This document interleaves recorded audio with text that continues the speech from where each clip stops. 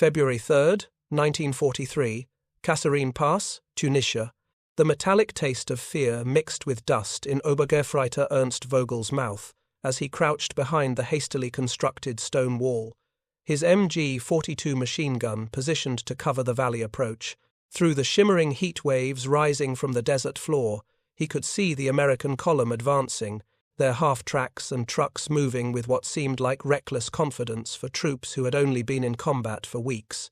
Vogel had fought in Poland, France, and 2 brutal years on the Eastern Front before being transferred to North Africa in December. He knew his weapon intimately.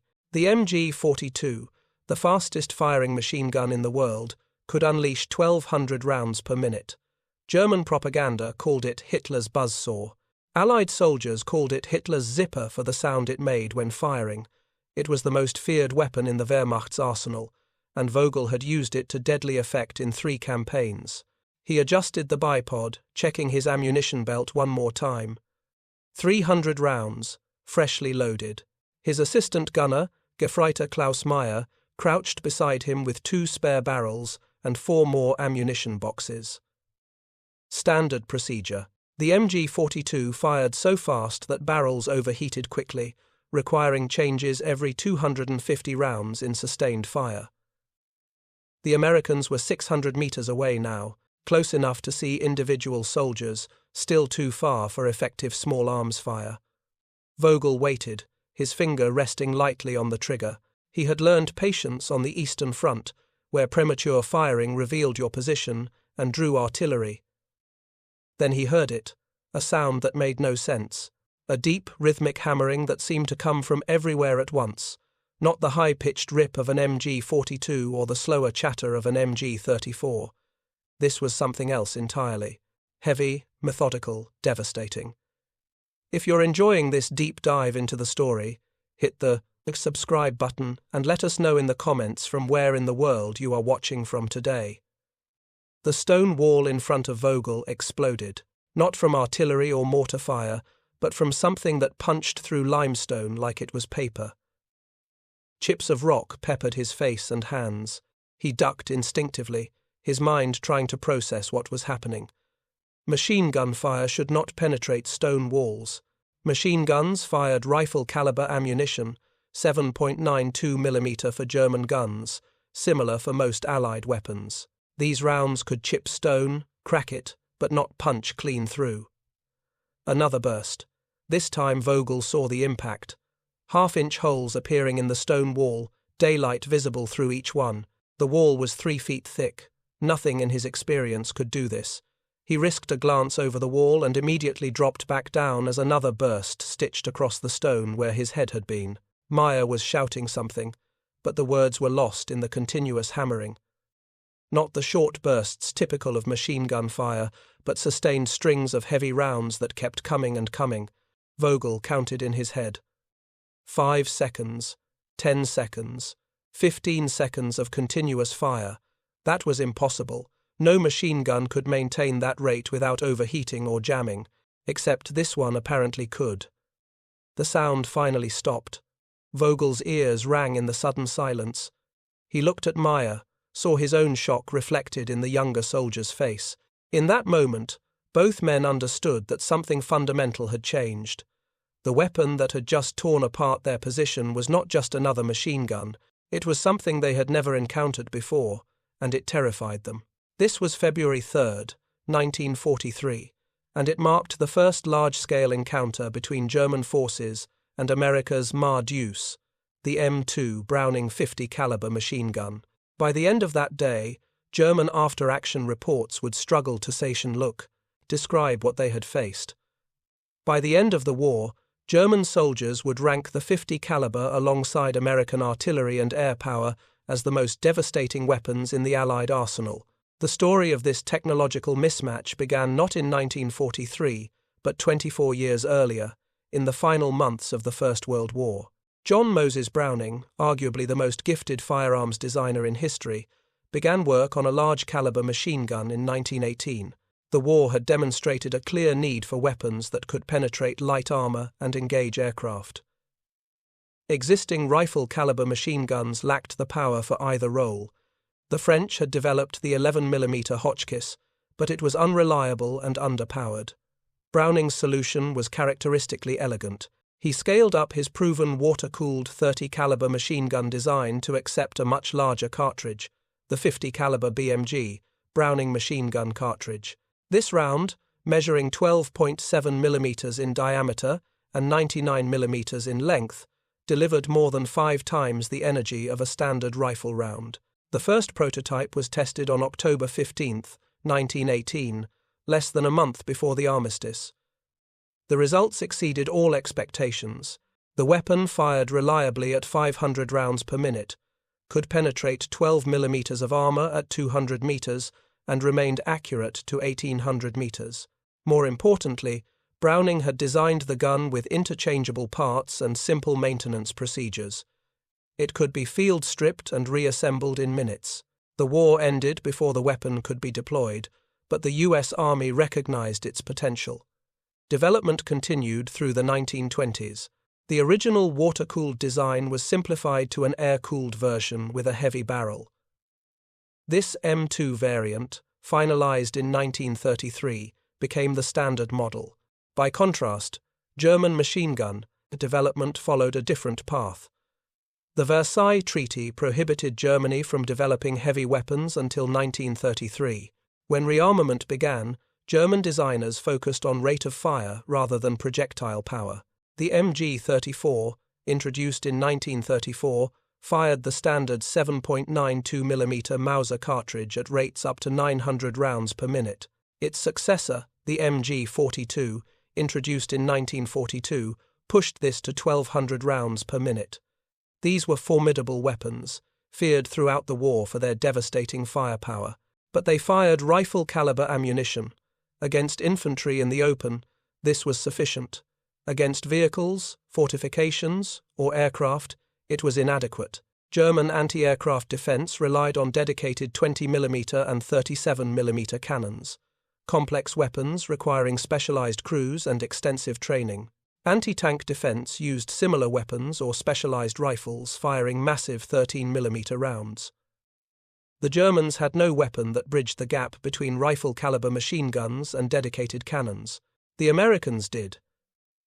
The M2 Browning served as infantry support weapon, anti-aircraft gun, vehicle armament, and aircraft weapon.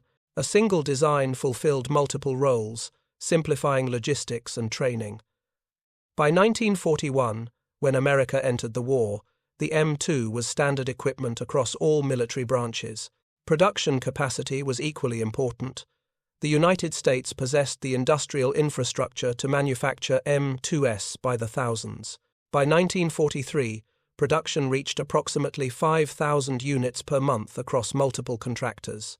General Motors, Buffalo Arms Corporation, Colts Manufacturing, Savage Arms, all produced identical weapons to exacting specifications. Total wartime production exceeded 400,000 M2 machine guns. These equipped ground forces were mounted on every vehicle from jeeps to tanks, armed patrol boats and landing craft, and were installed on bombers and fighters.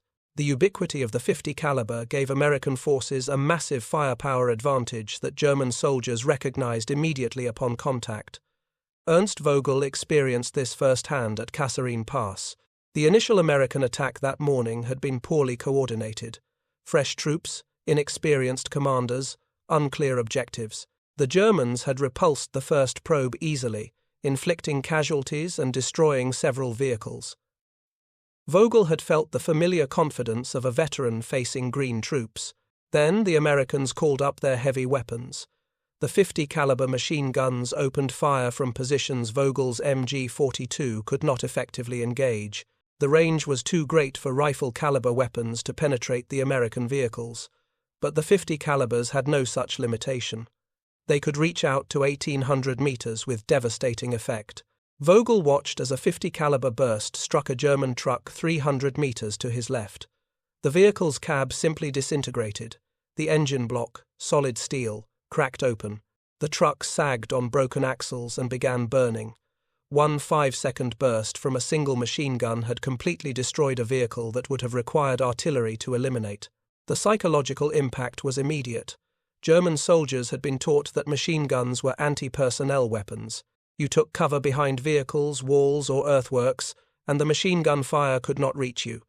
The .50 caliber invalidated this assumption. It went through cover, through stone walls, through trucks, through sandbags, through earth berms.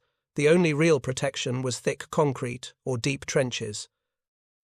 Meyer grabbed Vogel's arm and pointed. American infantry were advancing, using their vehicles for cover. The .50 calibers on the half-tracks fired over their heads, suppressing any German position that revealed itself. It was brilliant tactics, made possible by a weapon that could provide sustained, accurate, long-range suppressive fire while remaining mobile. Vogel made a decision. They had to withdraw or die. The stone wall that should have provided excellent cover was being systematically demolished by .50 caliber fire. Already, large sections had collapsed. The Americans were walking their fire along the wall, methodically destroying each defensive position. He tapped Meyer and pointed back toward their fallback position, a wadi 400 meters to the rear. Meyer nodded, grabbed 2 ammunition boxes, and sprinted while Vogel provided covering fire. The MG-42 ripped through its belt in seconds, the familiar sound somehow inadequate after hearing the deep thunder of the .50 caliber. Then it was Vogel's turn. He abandoned the gun, grabbed 1 ammunition box, and ran. .50 caliber rounds cracked past him, supersonic projectiles that left visible shock waves in the dusty air.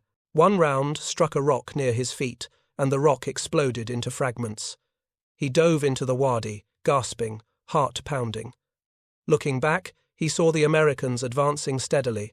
Their infantry moved with confidence, knowing their heavy weapons provided overwhelming fire support. German survivors were falling back all along the line, not routing, not panicking, but conducting a fighting withdrawal in the face of firepower they could not match.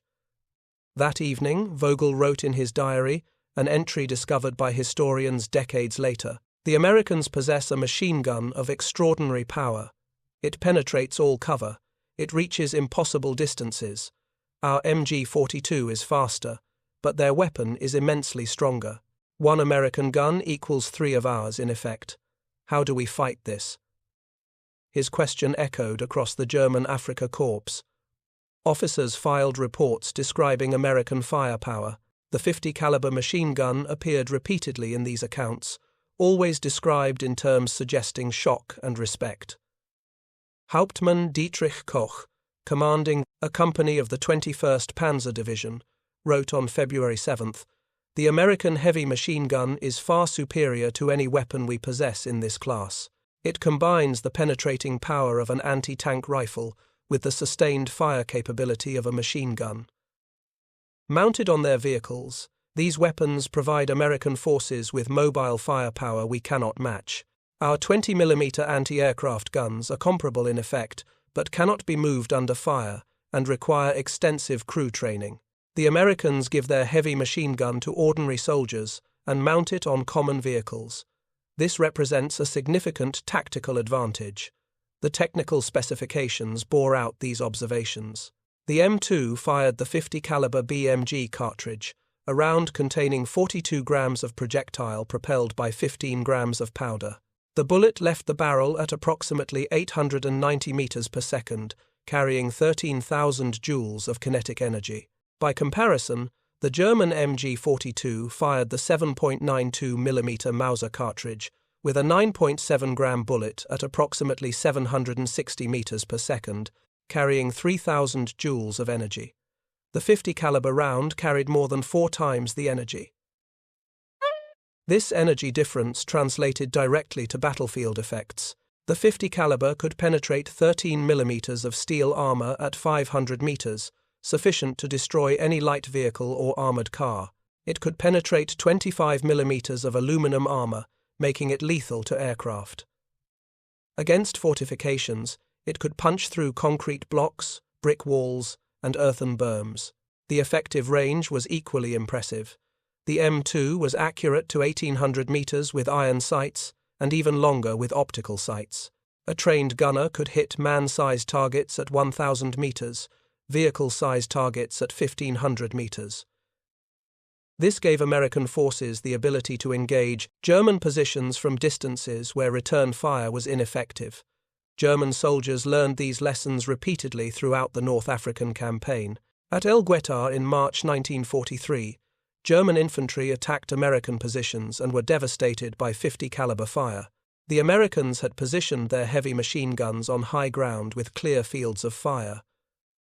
German troops advancing across open terrain were engaged at ranges exceeding 1,000 meters. Unteroffizier Wilhelm Becker described the experience in a letter home that German censors inexplicably passed. "We advanced as trained, using cover and movement, but the Americans could see us from great distance, and their heavy machine guns reached us before we could reach effective range with our weapons. We lost half the company before we withdrew. I never saw the enemy soldiers, only their gun positions far away. How do we attack what we cannot reach?" The answer, increasingly, was that they could not. American forces in North Africa learned to employ their 50 calibers aggressively. Every vehicle mounted at least one. Half-tracks carried multiple guns. Tank destroyers mounted them for anti-personnel work. Even artillery units positioned 50 calibers for perimeter defense. The Germans had nothing comparable. Their vehicles mounted MG-34S or MG-42S, excellent weapons but insufficient against American firepower. Their dedicated anti-aircraft weapons, the 20mm Flak 38 or 37mm Flak 36, were powerful but too heavy for mobile operations. An MG-42 weighed 11.5 kilograms and required a two-man crew. A 50 caliber M2 weighed 38 kilograms on its tripod and also required a two-man crew, but the 50 caliber could do jobs requiring 4 or 5 German weapons. Italian forces fighting alongside the Germans were even more disadvantaged. Their heaviest machine gun was the 8mm Breda M37, roughly equivalent to German rifle caliber guns. Italian soldiers encountering 50 caliber fire for the first time often believed they were under cannon attack. Tenente Giancarlo Rossi of the Ariete Armored Division wrote after his capture in May 1943, "We thought the Americans had brought up anti-tank guns. The sound, the impact, the destructive effect, all suggested cannons. Only later did we learn these were machine guns, carried on common vehicles, operated by ordinary soldiers. This explained much about American tactics. They could afford to be aggressive because every vehicle was a mobile fortress." The Sicily campaign, beginning in July 1943, brought German forces face-to-face with American firepower on an even larger scale. The invasion fleet included thousands of landing craft, each mounting multiple 50 caliber machine guns. These provided suppressive fire during beach landings, engaging German defensive positions with devastating effect. Lieutenant Franz Weber, commanding a beach defense position near Gela, experienced the assault firsthand. The American landing craft came directly toward our positions. We opened fire at 600 meters with rifle and machine gun fire. The effect was minimal.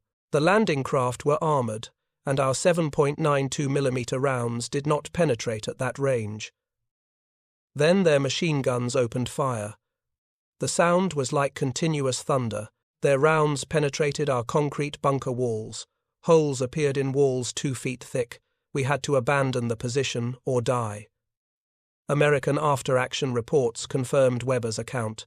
Naval gunfire and aircraft had softened German positions, but the 50 caliber machine guns on landing craft provided the immediate, responsive fire support that allowed troops to reach the beaches.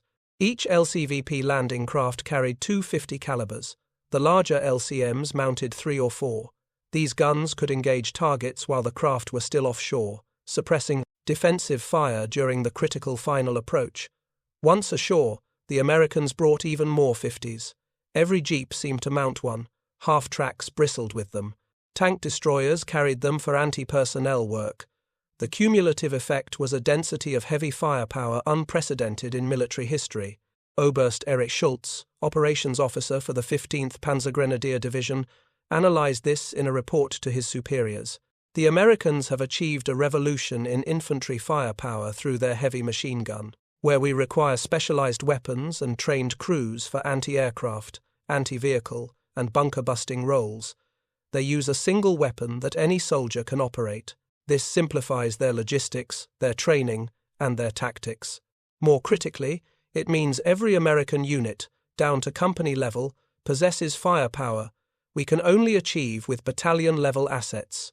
In any engagement below battalion strength, they have overwhelming firepower advantage. His analysis was accurate, but came too late. The German military could not respond effectively. They had no equivalent weapon in production, and even if they had designed one, manufacturing capacity was already strained. The war in Russia consumed resources at an unsustainable rate. The strategic bombing campaign was steadily degrading German industrial capacity. There was no spare capacity to develop and produce a new heavy machine gun. Some German units captured M2s and put them to immediate use. American .50 caliber ammunition was available from captured stocks, and the weapons were simple to operate. German manuals began appearing, unofficial publications explaining how to use captured American weapons. The fact that frontline soldiers were creating such manuals without official sanction spoke volumes about how desperately they needed firepower parity. Feldwebel Heinrich Müller, a veteran of Russia and North Africa, captured an M2 during fighting near Troina in early August, 1943. His diary entry reads, "Today we seized an American machine gun from a destroyed half-track. The gun was undamaged. I fired a test burst at a stone wall. The wall collapsed. I understand now why the Americans advanced so confidently. With weapons like this, I too would feel invincible. We will keep this gun and use it against its former owners." The Italian campaign from September 1943 onward intensified German exposure to American firepower. The mountainous terrain should have favored defense, and in many ways it did. German forces held Allied advances to painful, grinding progress. But even in favorable terrain, the .50 caliber provided Americans with critical advantages. In mountain warfare, ranges were often long, targets were often at elevation, and cover was stone and rock. The .50 caliber excelled in all these conditions. American forces positioned their heavy machine guns on high ground, covering valleys and approaches. German troops attempting to move faced fire from distances exceeding 1,000 meters, well beyond effective range for their own weapons. Gefreiter Andreas Schmidt, fighting in the mountains south of Cassino, described a typical engagement. "We moved at night to avoid their aircraft.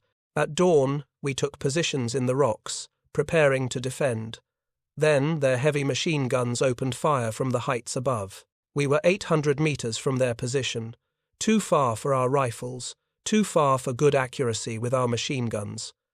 But their fire was devastating. The rocks around us shattered. We could not raise our heads without drawing fire.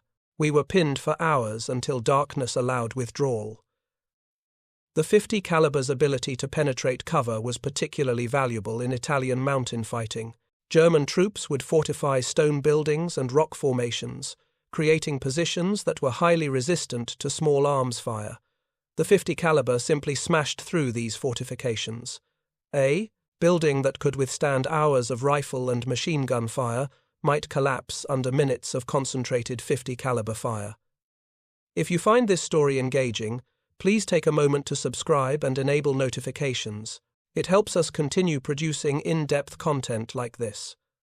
The Battle of Monte Cassino from January to May 1944 demonstrated both the strengths and limitations of the M2.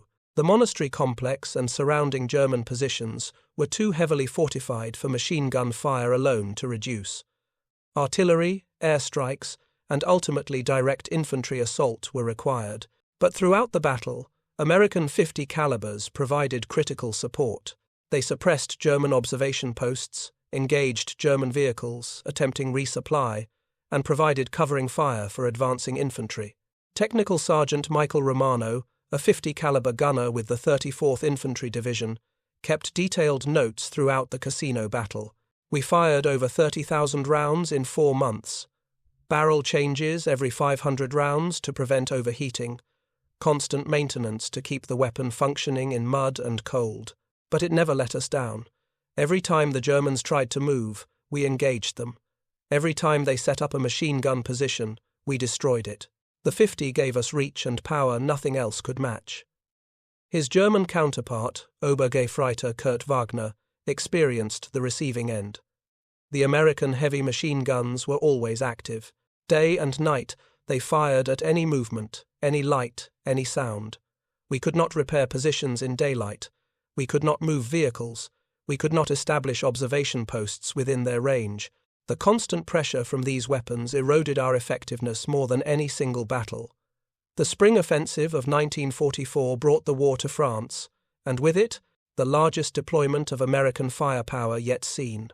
Operation Overlord, the invasion of Normandy, involved over 150,000 Allied troops on the first day alone. Supporting them were thousands of vehicles, each mounting at least one 50 caliber machine gun. The pre-invasion bombardment on June 6, 1944, included not just naval guns and aircraft, but the concentrated fire of hundreds of 50 caliber machine guns mounted on landing craft. These weapons engaged German beach defences during the final approach, creating a curtain of fire that, while not eliminating the defences, significantly degraded their effectiveness. Obergefreiter Martin Schneider, defending Omaha Beach with the 352nd Infantry Division, described the assault in a post-war memoir. "We had prepared for months. Our positions were strong, our fields of fire clear, our weapons zeroed. When the landing craft approached, we opened fire at maximum range, but immediately their return fire was overwhelming, not just from ships offshore, but from the craft themselves. Hundreds of heavy machine guns, all firing simultaneously. The sound was indescribable. The impact on our positions was devastating. Our concrete bunkers held, but everything else, trenches, communication wires, observation posts, was destroyed in minutes." Once American forces established beachheads, the concentration of 50 calibers increased dramatically. Every vehicle moving inland carried at least one. Jeeps mounted single guns. Half-tracks carried 2 or 3. Tank destroyers mounted them alongside their main guns. The ubiquity of heavy machine guns gave American forces firepower density that overwhelmed German defensive positions. The hedgerow country of Normandy, the bocage, should have favoured defenders. Each field was surrounded by thick earthen berms topped with dense vegetation, creating a maze of natural fortifications. German troops used these effectively, creating ambush positions and strong points that were difficult to assault. But the 50 caliber provided a solution. Staff, Sergeant James Patterson, commanding a weapons platoon in the 29th Infantry Division, explained their tactics. "The hedgerows gave Jerry excellent cover, but they weren't bulletproof. We'd bring up the 50, set it on a jeep or tripod, and just pour fire into the hedgerow. 1,500 rounds would shred the vegetation and penetrate the earth berm. Anyone behind it was dead or running. Then our riflemen would move up while the 50 shifted to the next position. We leapfrogged across France this way." German defenders had no effective counter. Their MG-42s were excellent weapons, but firing rifle-caliber ammunition, they could not match the 50 caliber's penetrating power. A German machine gun team behind a hedgerow was relatively safe from American rifle fire. They were completely vulnerable to 50 caliber fire that penetrated their cover. Lieutenant Helmut Fischer, commanding a company of the Panzer Lehr Division, experienced this repeatedly during the fighting around St. Lo in July. "We would establish a strong position behind the earthworks. Our machine gun would dominate the field of fire. Then the Americans would bring up their heavy machine gun. Within minutes, our position would be untenable. The earthwork provided no protection. We had to withdraw or accept destruction." This pattern repeated constantly. We could not hold positions within range of their heavy weapons. The breakout from Normandy in late July and the subsequent race across France saw American mobile warfare at its most effective. Armoured columns advanced rapidly, bypassing strong points, seeking to trap German forces in massive encirclements. Supporting this mobility were thousands of vehicles, each armed with 50 caliber machine guns.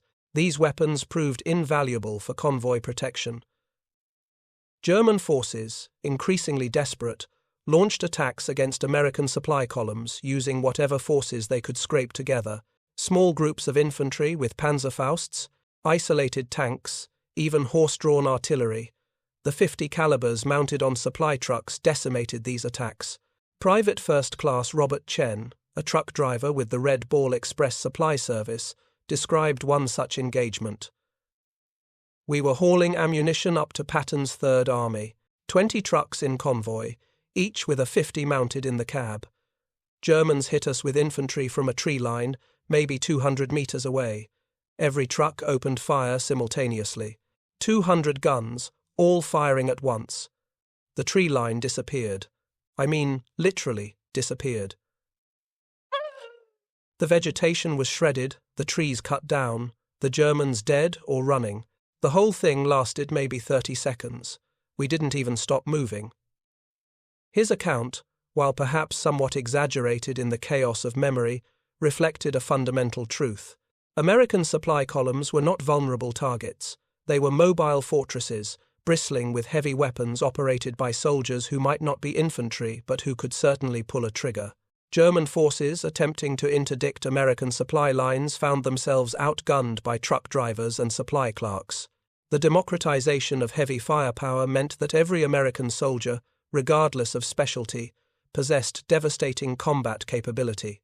Oberst Franz Hauser, attempting to organize guerrilla attacks against American supply routes in late August, reported his frustration to superiors.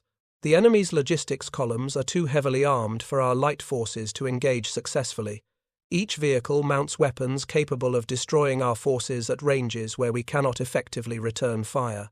Attacks with infantry alone result in excessive casualties for minimal effect.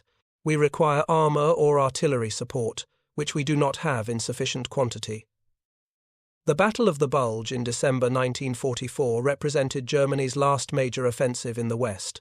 The attack achieved initial success through surprise, overwhelming green American units and creating a dangerous salient. But even in this desperate situation, American firepower proved decisive.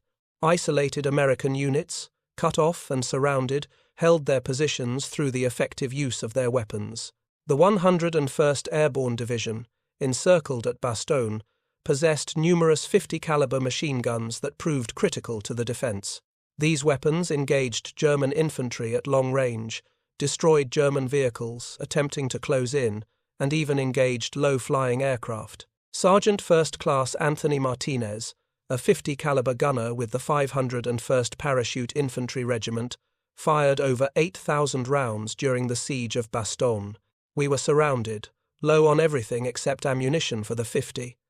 The Germans attacked repeatedly, but we could see them coming across open ground.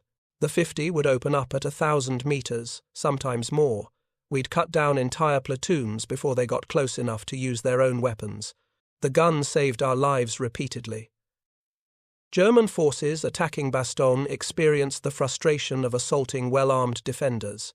Volksgrenadier divisions, filled with poorly trained troops using obsolete weapons, suffered horrific casualties, attacking positions defended by American paratroopers with modern weapons, including abundant 50 caliber machine guns. Grenadier Josef Hartmann, a 17-year-old soldier in the 26th Volksgrenadier Division, survived 3 attacks on American positions around Bastogne. They told us the Americans were surrounded and would be easy to defeat. They lied. The Americans had more weapons than we did, better weapons. Their heavy machine guns reached us long before we could reach them. I saw entire companies cut down trying to cross open ground. We had courage, but they had firepower. Courage is not enough. By January 1945, the Bulge had been eliminated, and Allied forces resumed their advance into Germany. The final months of the war saw increasing desperation on the German side and increasing confidence on the American side. The firepower advantage that had been apparent since North Africa was now overwhelming. German units were under strength, poorly equipped, and increasingly filled with old men and boys. American units were at full strength, fully equipped, and supported by unlimited supplies. The disparity in heavy weapons was particularly stark. Every American infantry company had multiple 50 caliber machine guns. Many German companies had none, relying entirely on rifle caliber weapons and the occasional MG-42. The crossing of the Rhine in March 1945 demonstrated American firepower at its peak. Engineer units constructing pontoon bridges operated under the protection of massive 50-caliber gun lines. Dozens of guns positioned on both banks provided suppressive fire against any German position within range. German attempts to destroy the bridges with artillery or aircraft were met with concentrated anti-aircraft fire from hundreds of 50 calibers. Major Wilhelm Becker, commanding artillery for the 11th Panzer Division, attempted to disrupt the American crossing at Remagen. We brought up every gun we had, perhaps 20 pieces. We fired as rapidly as possible, trying to destroy their bridge. Their response was immediate and overwhelming. Not artillery, though they had plenty of that. Their heavy machine guns, hundreds of them, all concentrating fire on our positions. We could not serve the guns. Crew members were killed or wounded. The guns themselves were damaged by the heavy rounds. We had to withdraw after losing half our strength without significantly damaging their bridge. Inside Germany, civilian populations witnessed American firepower firsthand. Towns that resisted faced devastating fire from weapons that could penetrate walls and fortifications. The 50 caliber proved particularly effective in urban combat, where its ability to penetrate buildings and suppress defenders in upper stories was invaluable. Gefreiter Paul Wagner, defending a small town in the Ruhr Valley in April 1945, experienced the final evolution of American tactics. We fortified the town centre, positioning men in stone buildings that should have provided excellent protection. The Americans did not assault immediately. Instead, they positioned their heavy machine guns and systematically destroyed our positions. Building after building was engaged, the walls penetrated, the defenders killed or forced to withdraw. When they finally advanced, there was no one left to resist. They took the town without losing a man. By this point, German soldiers were actively seeking to surrender to American forces rather than continue fighting. The combination of material superiority and obvious inevitability of defeat eroded any remaining will to resist. The 50 caliber machine gun, so prominent in every engagement, became a symbol of American power and German defeat. Hauptmann Ernst Zimmermann, a veteran who had fought from Poland through to Germany, was captured in late April 1945. During his interrogation, American intelligence officers asked about weapons effectiveness. Zimmermann's response was detailed and sobering. Your 50 caliber machine gun was one of your war-winning weapons, not as dramatic as your tanks or aircraft, but in its way, just as important. It gave every American unit firepower that we could only achieve with specialized weapons. It was reliable, simple, and devastatingly effective. Our soldiers feared it, respected it, and when possible, used captured examples ourselves.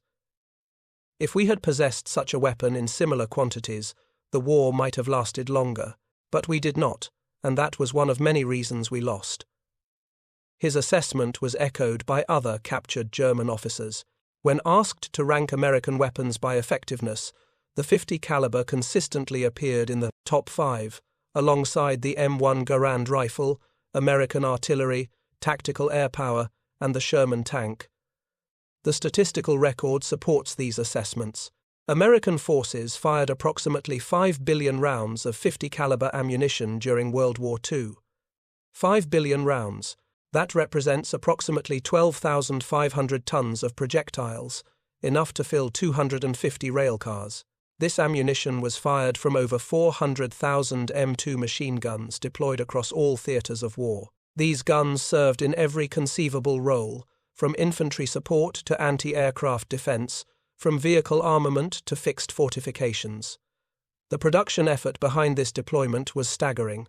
At peak production in 1944, American factories produced approximately 5,000 M2 machine guns per month and over 150 million rounds of 50 caliber ammunition monthly.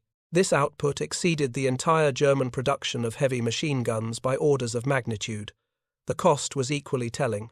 An M2 machine gun cost the United States government approximately $300 to manufacture in 1944.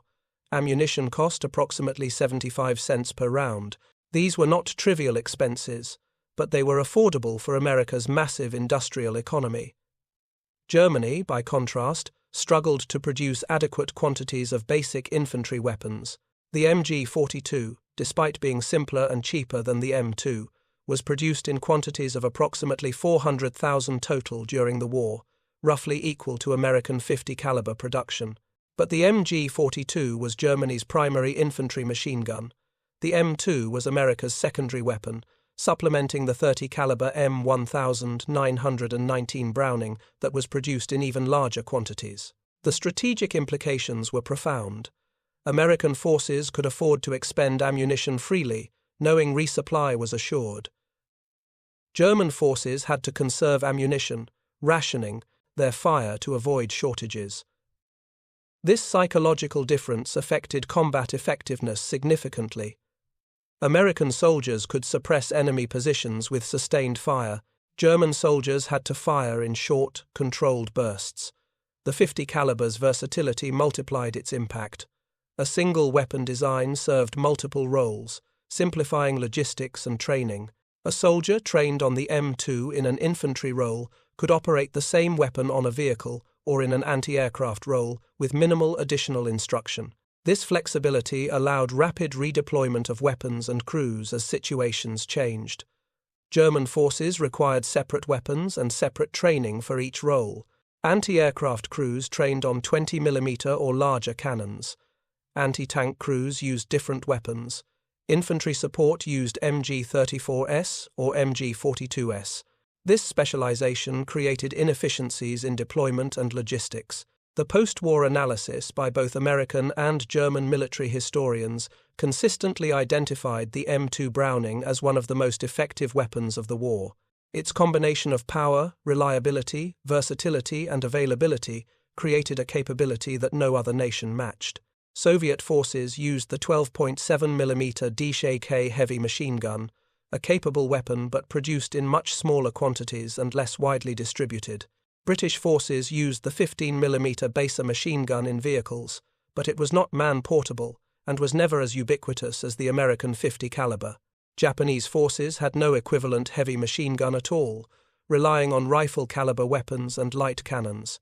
Only the United States armed its forces so comprehensively with heavy machine guns, and this decision paid enormous dividends throughout the war. The human cost of this firepower advantage is difficult to quantify precisely, but German casualty reports provide insights. In engagements where American forces had ample .50 caliber support, German casualties were consistently higher than in engagements where Americans relied primarily on rifle-caliber weapons. The heavy machine gun's ability to penetrate cover and engage at long range resulted in more German casualties at longer ranges, before close combat developed. A study conducted by the United States Army Historical Division in 1946 analyzed casualty patterns in the European theater.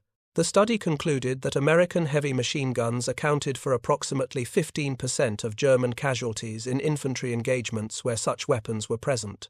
Given that German military casualties on the Western Front totaled over 1 million killed and wounded, this suggests that the .50 caliber was responsible for approximately 150,000 German casualties. This figure does not include indirect effects. German forces suppressed by .50 caliber fire were more vulnerable to artillery, airstrikes, and flanking maneuvers. German vehicles destroyed by .50 caliber fire represented not just casualties, but lost combat effectiveness. The cumulative impact was far greater than direct casualties alone. From the German perspective, the .50 caliber represented a fundamental failure of their own military-industrial planning. They had recognized the need for heavy machine guns, had attempted to develop similar weapons, but had failed to produce them in adequate quantities or deploy them effectively. The Germans did have heavy machine gun designs. The MG-131, a 13mm weapon used primarily on aircraft. The Mauser 13mm anti-tank rifle, a single-shot weapon too slow for sustained fire. Various 20mm cannons that were powerful but too heavy for the roles the M2 fulfilled. None of these matched the M2's combination of power and practicality. German industrial capacity was consumed by other priorities. Tanks, aircraft, submarines, artillery, rockets, all competed for limited resources. Heavy machine guns, while important, were not prioritized. By the time German commanders in the field recognized how critical such weapons were, it was too late to shift production priorities. The final judgment on the M2 Browning comes from those who faced it. German veterans, in countless post-war interviews and memoirs, consistently identified the American .50 caliber as one of the most feared weapons they encountered. Not as feared as American artillery or tactical air power, but more feared than most American infantry weapons. Feldwebel Otto Kruger, who fought from Kasserine Pass through the final surrender in May 1945, provided perhaps the most succinct assessment. The American .50 caliber machine gun was the sound of our defeat. Wherever we fought Americans, we heard that distinctive hammering. It meant they had firepower we could not match, supplies we could not interdict, industrial capacity we could not equal. When I hear recordings of that sound today, I am transported back to Africa, Italy, France, Germany, always retreating, always outgunned, always knowing we would lose. That sound was inevitable defeat made audible. The M2 Browning did not win the war alone. No single weapon ever does. Victory required the combined efforts of millions of soldiers, sailors, and airmen, supported by unprecedented industrial production and unwavering national will. But the .50 caliber was a critical component of that victory, providing American forces with a capability that enemies could not match and allies could not equal. The weapon's success extended far beyond World War II. The M2 Browning remained in service with American forces through Korea, Vietnam, the Gulf War, Iraq, and Afghanistan. Modified and improved but fundamentally unchanged from John Browning's original design, the weapon served American military for over 100 years. Modern American forces still use the M2, now in its latest variant, the M2A1. The basic operating principle, the .50 caliber BMG, cartridge, the heavy barrel, the belt-fed mechanism, all remain essentially as Browning designed them in 1918. No other weapon in American military history has served so long or so effectively. German military, reformed as the Bundeswehr after the war, adopted the M2 Browning as standard equipment.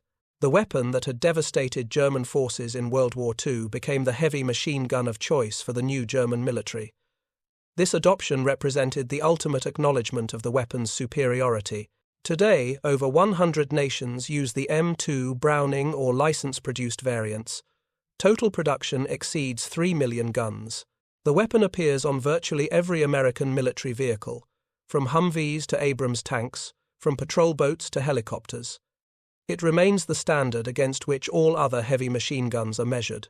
The story of the M2 in World War II is ultimately a story about industrial warfare and technological advantage. Germany entered the war with superior tactics, highly trained soldiers, and in some categories, superior equipment.